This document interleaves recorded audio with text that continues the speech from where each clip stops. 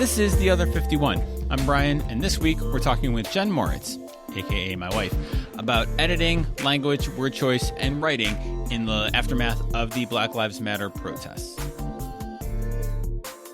My guest this week is best known for some of her appearances in the background of our episodes, including the Katie Cook episode from a few weeks ago and the Rick Simpson episode from a couple of weeks before that. She's also my wife and the best editor I know, Jen Moritz. Hey, buddy. Welcome to the show. Hi, I'm really excited to be sitting across from you. What's really great about the setup, though, is between my audio thing and your 84 monitors, we don't actually see each other, despite the fact that we share a desk. We're quarantining. Yay! So the reason why I wanted to have you on today and to talk is to kind of talk about editing in the time of editing now, basically, and kind of in light of the Black Lives Matter protests, in light of a lot of the re-examining of things that's going on. I wanted to talk to you about language and word use and stuff like that. But first, we do have some side business to get to. I do need to thank you for being an incredible unelected representative on our Animal Crossing island. The work you've done on Star Island is really, it's chef's kiss. It's wonderful. You've really done a lot for us. It's really the best I can do with my hands completely tied. So for you non-Animal Crossing people, you set up the game and you have an island representative, and we talked about this on the Katie Cook episode. You set it up with our daughter as the island representative, and now... Well, to be fair, I didn't know there was an island representative because I am new to this.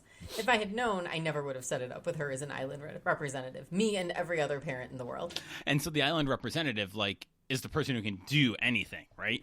Yeah. So, but you've done good work in getting around that, playing as her, and all the island representatives, thank you, except for Sprocket because he's a jerk. So, all right, editing. Let's talk about editing now in this time, and kind of walk us through what's your job like now in terms of editing and language? How's it different, kind of on a macro scale? Before we kind of get to some of the individual things, what's changed in the past few weeks for you? Well, hopefully it hasn't changed for any editors, right? I mean, the hope is that all editors have always been thinking about race and religion and culture and what could be offensive and how things are going to be taken, whether they are in context or out of context. So hopefully that's always happening all the time, and you have a good editor who is doing that for you.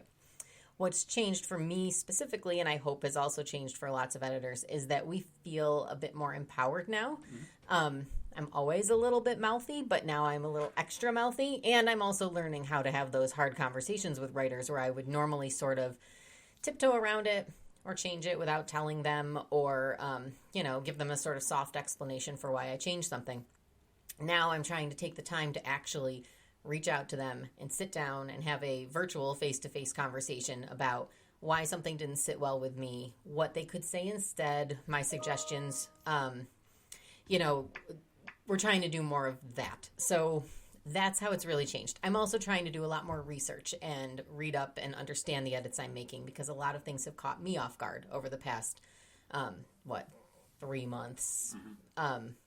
So that's how things have changed the most. It's a lot more thinking and it's a lot more communicating. How have writers, specifically the writers at Dixon Schwabel where you work, but how have they been, how receptive have they been to these conversations, to being instead of just, the side conversation, kind of being more overt about it?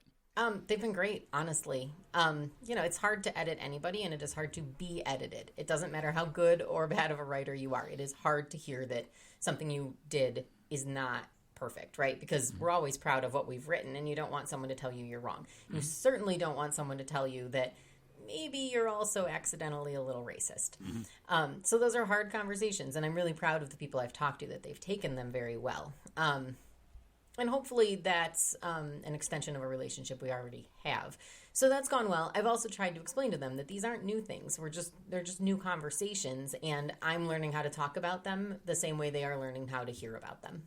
So kind of maybe the newsiest thing in this regard has been the AP style change, which came about. Was that last week that they announced it? Okay, so the AP announced the style change that black, when referring to black people, the B will now be capitalized. Talk us through a little bit about that. What's the style and what's the change and why does it matter? So traditionally, I guess always, as far as I know, So Associated Press is, as you know, it's the news organization. They have a style book, and that sets style for all the newspapers and hopefully all the media outlets in the country. Some newspapers will have their own in-house style, but in general, we all rely on AP style. And it just means that everything you see is really consistent. So it's sort of our Bible. As far as I know, that Bible has always said, you lowercase black. And actually, they go so far as at one time, their style changes a lot, but at one time, their style was to use black instead of the phrase African American, because you don't know as a writer whether someone actually is from an African heritage. There are other ways to be black, and you don't want to make those assumptions. So to step out of this for 1 second, a fun little tip, just ask. If you don't know what somebody is, just ask them. But if you're using the word black, you lowercase it. And I don't know exactly where that logic came from, but my assumption, it's probably right, is that they were thinking of color the same way you think of a white person. But there is this sort of parallel conversation and belief going on that it should be capitalized, because it doesn't just reference a person's skin, it references their entire culture and their being and who they are, the same way, let's say Native American encompasses who somebody is. And those words are capitalized. So this all came back into main conversation, obviously, over the past couple of months. And lots of news organizations, I believe, in a show of solidarity, but also a show of understanding, right? Because we're all educating ourselves more right now. They made the decision to capitalize the word black. And then you've got the Associated Press over here, and they sort of held their ground, and they really wanted to keep that B lowercase. And I wrote this down so I could quote it. AP leaders continue to discuss. And I thought, why? Read the room. I mean, everybody is capitalizing the B in black. I was a staunch lowercase that B person until I educated myself. So that's the backstory. So, and it's funny because I imagine conversations with editors around the country. I mean, you probably have these with your writers as well. Like this going back and forth on whether to capitalize B in black or not. It seems like such a little nitpicky thing in a way, right? Like this, like a 10-minute, 20-minute conversation on whether capitalizing it is a little thing or kind of a minor thing or kind of like a whatever, AP says it, whatever, but it's not. I mean, like anything, this is one of my favorite tricks in editing, is you take something that you think is really cut and dry, right? You lowercase the word black because it refers to the color of somebody's skin. That's the surface argument that now we have dug deeper on. Okay, apply that same rule to something else.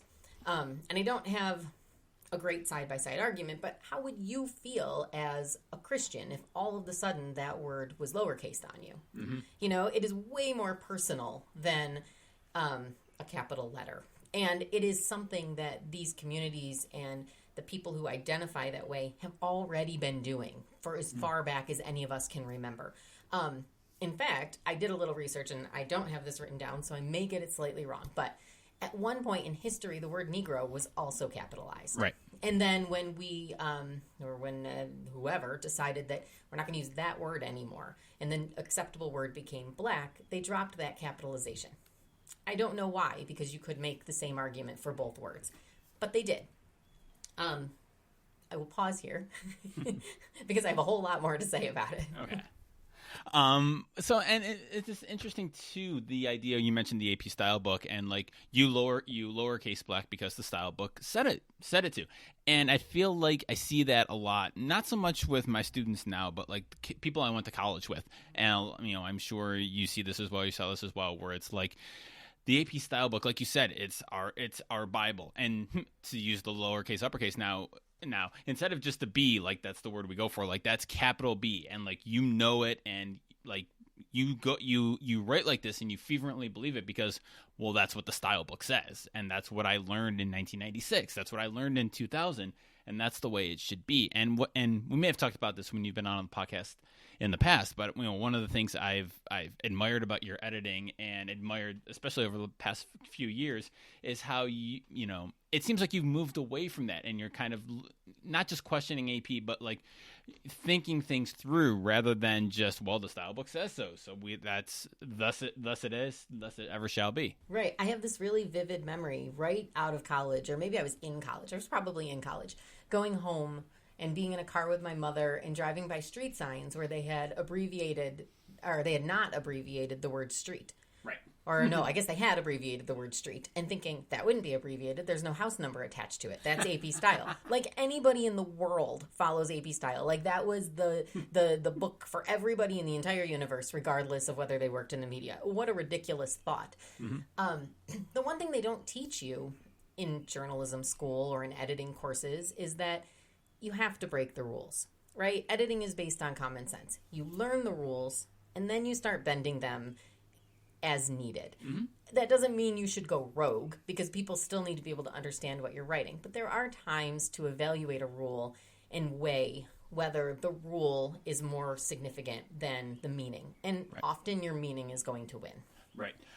So you mentioned how you've been educating yourself and doing research on this, and we're going to get to a bunch of phrases that we've talked about. And we got to get back to the word black. Oh, we haven't even finished that conversation. Oh, okay. Let's get back to it. So, so I believe we paused when the capitalization of Negro and stopping that. All right. So we'll button it up. So then fast forward to last week.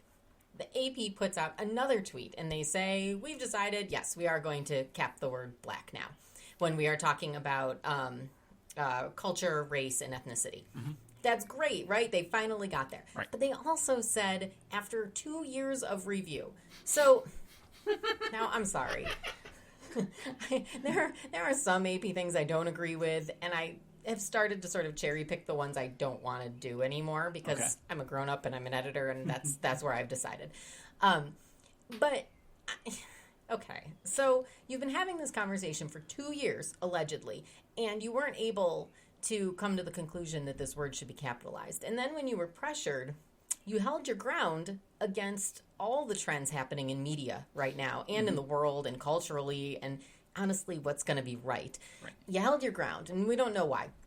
And then magically, after 2 years of review and probably thousands of tweets back to you saying, read the room, dude, you decided, yeah, okay, let's cap the word black. I don't buy that for a second. All right. If they were reviewing it, they would have educated themselves, and they would have been able to cap that word. I educated myself with one article that explained it very well and convinced me that it's a word that should be capitalized for all the right reasons.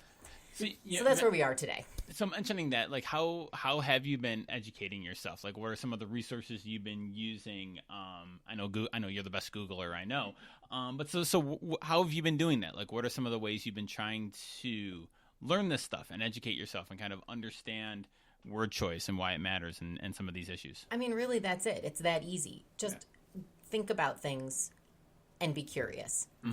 You kind of, so we talked about this, you kind of develop this second sense that it's my Peter Tingle. Your grammar tingle. My grammar tingle. That sometimes, a word or a phrase just makes me pause and go, I wonder. And then I look that up. It's no different than I see, I don't know, the last name Mitchell spelled with one L at the end instead of two. And I think, I wonder if that's right. So I Google it.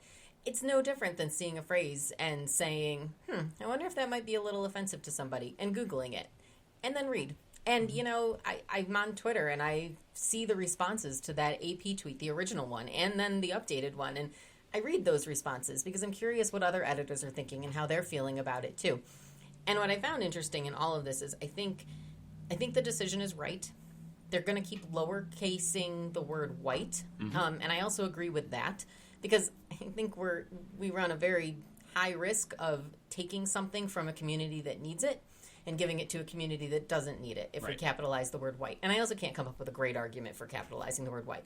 There was no argument for capitalizing the word black. It was just there. There's no argument necessary. It just makes sense.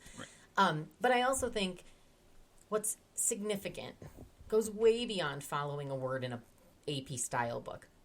This gives black people leverage in this fight. It's not because you don't capitalize it because it's the color of somebody's skin. You capitalize it because it identifies who they are. Right. And so you capitalize that word, and all of a sudden they have all this leverage that I'm not a black person. I'm part of a black community.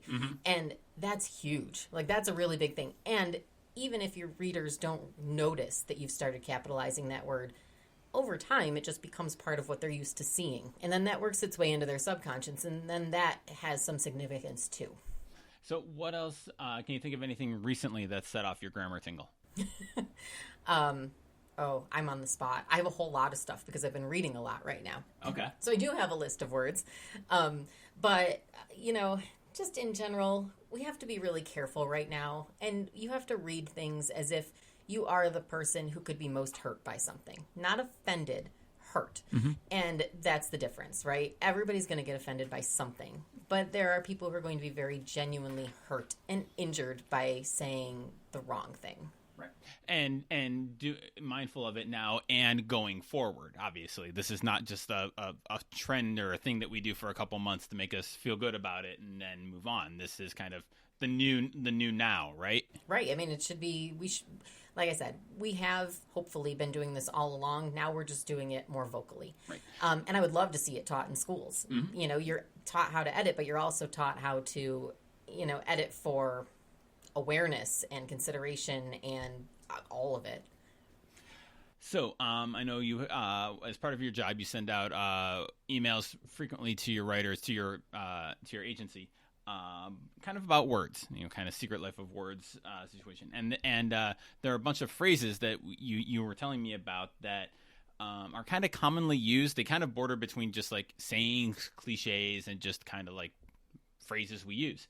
And it turns out that a lot of them have pretty racist undertones or overtones or origin stories. So can you? I know you've got a list of them, so I'd love to hear some of the more common ones. Yeah, I do, and I cut out a bunch of them that I thought were really fascinating, but don't really apply anymore. Okay. Like, what is it called? I'm going to get it wrong. I think it's a penny auction. Okay.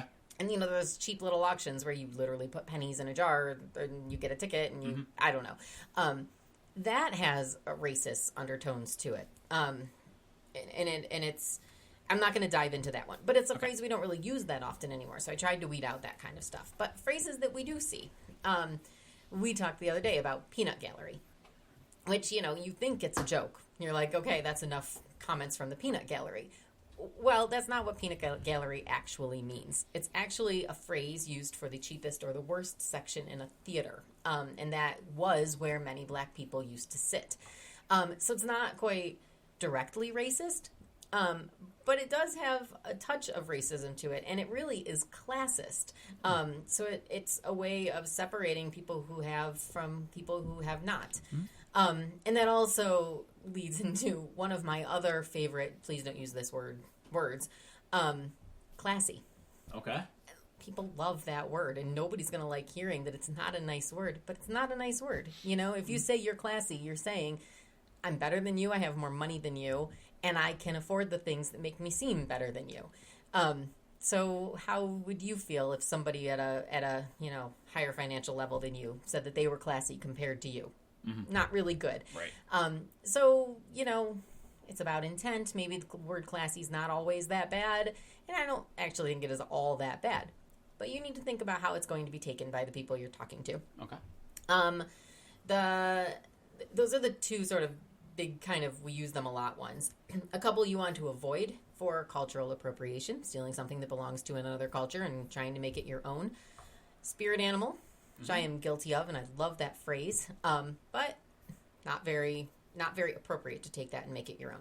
And the word tribe, which we also, especially women, have really held on to over the past, I'd say, 10 years. But that's not our word. You can't just take another culture's word and make it yours and lose all the meaning that it actually has. Right, and those are both with Native Americans and indigenous populations. Those are very important words to their culture and to their way of life. Right. There's a lot of meaning behind those words, and when we use those words as white people who have no association with them, they lose all their meaning, mm-hmm. and that's where cultural appropriation comes in. Mm-hmm. A few words that are just straight up racist and make fun of people. Do not use the words long time no see, no can do, or eeny, meeny, miny, mo. I'm not going to explain why those are all offensive because I don't actually want to, give it power. I don't want to become the accidental racist in the room by explaining them. But you can Google them. It is very easy to find out why they're offensive. And also the phrase rule of thumb, which actually originated from a man being allowed to beat his wife with anything that was smaller than his thumb. Jesus, I didn't know that. Right. So they seem really innocent, but they're not. And then I have two more. So these are the two that are a little bit muddy, but they are worth having a conversation about if you come across them in anybody's writing or if you're thinking of using them. The first is the phrase hip hip hooray. This is not definite, but the phrase might have been a German herding call that was used during the Hep Hep riots in 1819, which sounds and really is terrible. The phrase itself boils down from a Latin acronym that I'm not going to try to pronounce, but it meant Jerusalem is lost. So it has some really strong, potentially anti-Semitic connotations. They're not proven. And the truth is, it may have actually predated any of that, but we don't know that. So you might be okay to use it sometimes, but you need to think about your audience, and that's always important. And I mean, really, it's 2020. It's probably a lot cooler to say hooray on its own than hip hip hooray. So, go with that anyway. You're not going to lose any meaning, and then you don't run any risk of offending somebody by accident. And the last one is we had talked about, I'm not great at this one, but the word strong. It's a great word. It's a strong word. But there is a history of that word being attached to women, especially black women, with the assumption that they can handle anything, no matter how bad it is, as sort of an excuse to treat those women poorly. So, if a black woman was a slave, she may be praised for being a strong woman by the people who wanted to own her and use that strength in slavery. So I'm not saying that all black women have a problem with the word strong, and there are surely many, many who associate with that word, and it has given them power and they love it. And that's wonderful. You should own those things. But again, ask the question. Make sure someone is okay with a word before you attach it to them. And if it's going out to a very broad audience where you can't ask every person, come up with a different word. And maybe just avoid those things that aren't offensive to you but might be out there to somebody. Is strong, we were talking about this last night, is strong the one that kind of surprised you the most, or any others that have kind of come up in your reading and research or your editing have kind of surprised you that, I really didn't think of that as having racist, classist, ethnic overtones? No, it is definitely the word strong. Okay. Because I've only ever thought of it as a woman myself. Right. That I like to be thought of as strong. And most women I know like to be thought of as strong. And, we even call our kids strong. And everybody in our life, I feel like, associates with that word in some way. So that one really did catch me off guard. So, and kind of looking at all these broadly, you brought up, I think, intent a little while ago. And I think that's a really important conversation to have, especially as someone who, you're the editor to my writer.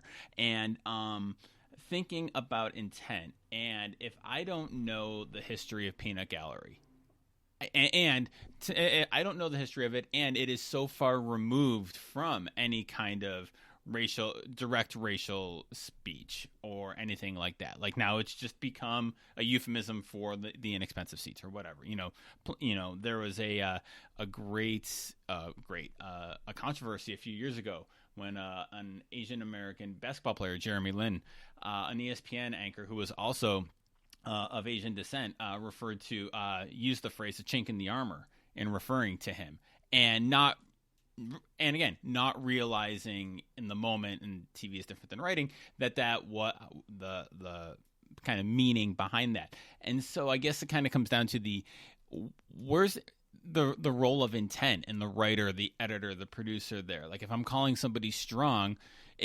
why can't I call them strong?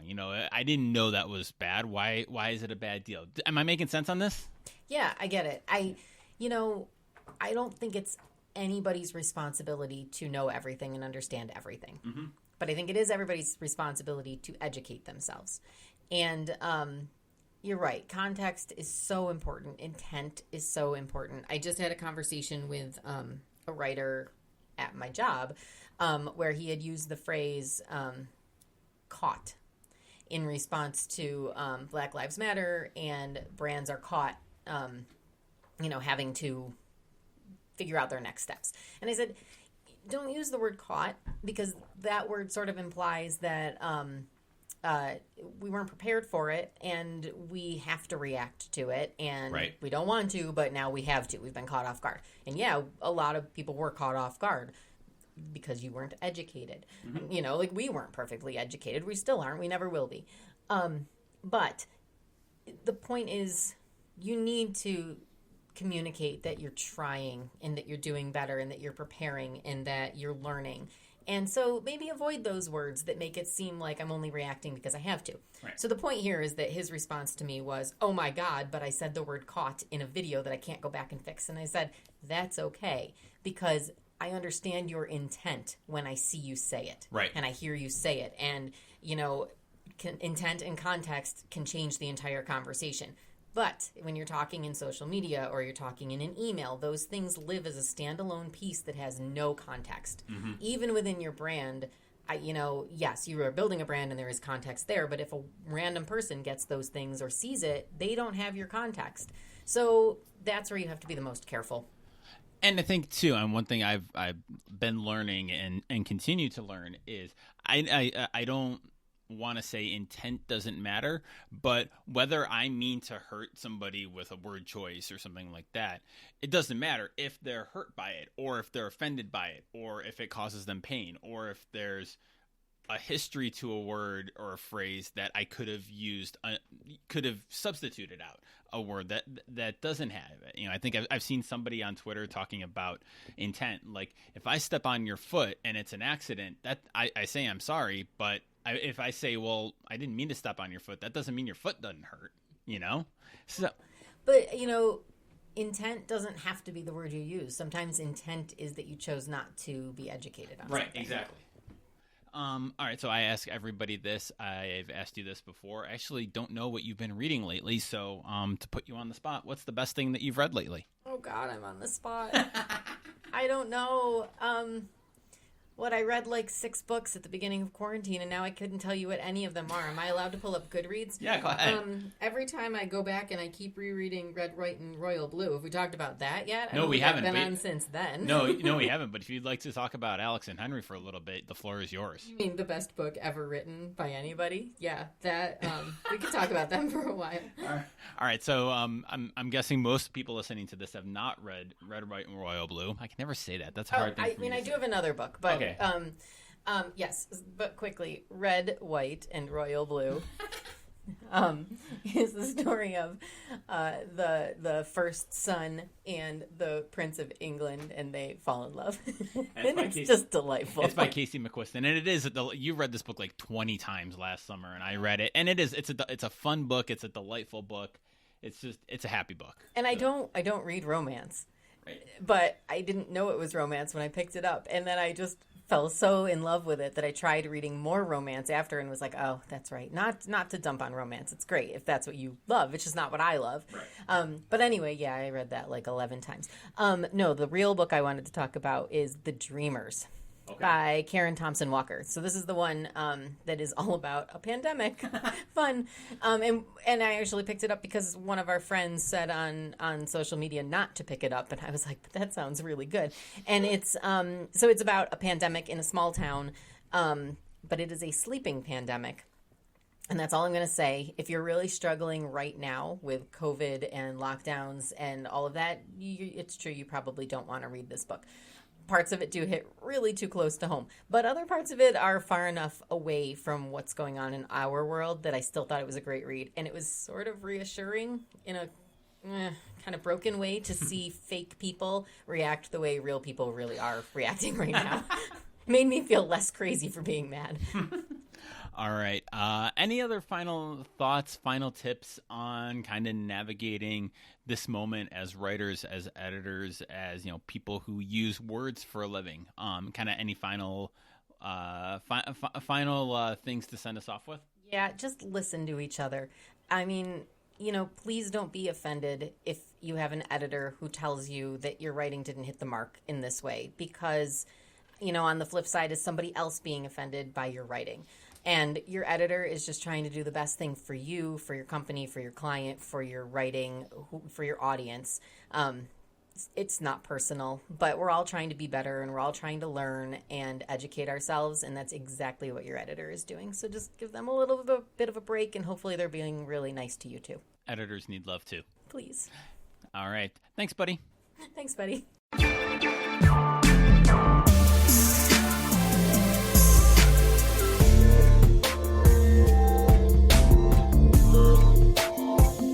Thanks for listening to The Other 51. Show notes for this and all of our episodes can be found at sportsmediaguide.com by clicking on the Other 51 tab.